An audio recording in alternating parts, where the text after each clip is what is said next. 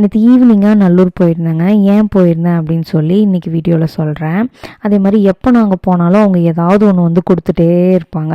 சரின்னு சொல்லிட்டு இந்த தடவை நான் போகும்போது ஸ்நாக்ஸு கொஞ்சம் கேக்கு இதெல்லாம் போய் கௌரி கிருஷ்ணாவில் வாங்கிட்டு அப்படியே வந்து கிளம்பியாச்சு. இந்த கௌரி கிருஷ்ணா பொள்ளாச்சிக்குள்ளெல்லாம் வந்து பார்த்திங்கன்னா வண்டி பார்க் பண்ணி எடுக்கிறது வந்து எனக்கு ரொம்ப பெரிய விஷயம் மாதிரி தெரியும். போகிற வரைக்கும் நல்லா போனோன்னு கொஞ்ச நேரம் ஒரு நல்ல மழை, கிணத்து மேலே யாரோ தார்பாயை விரிச்சு, அது எதுக்குன்னு தெரியல.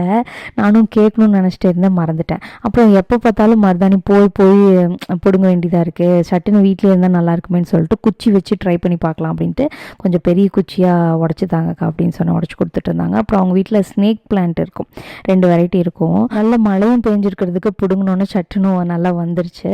ஸோ கொஞ்சம் ஸ்னேக் பிளான்ட் கலெக்ட் பண்ணிவிட்டு, முக்கியமாக நான் போனது எதுக்குன்னு பார்த்தீங்கன்னா மண் வந்து அள்ளி தொட்டிக்கு தேவைப்பட்டுச்சு. களிமண், செம்மண், இது வந்து நல்ல மண்ணாக இல்லை அப்படின்னு சொல்லிட்டு அதை போய் வாங்குறதுக்காக தான் போயிருந்தேன். ஃபைனலாக அதையும் கலெக்ட் பண்ணிவிட்டு சீத்தாப்பழம் இந்த தடவையும் இருக்கான்னு செக் பண்ணேன்.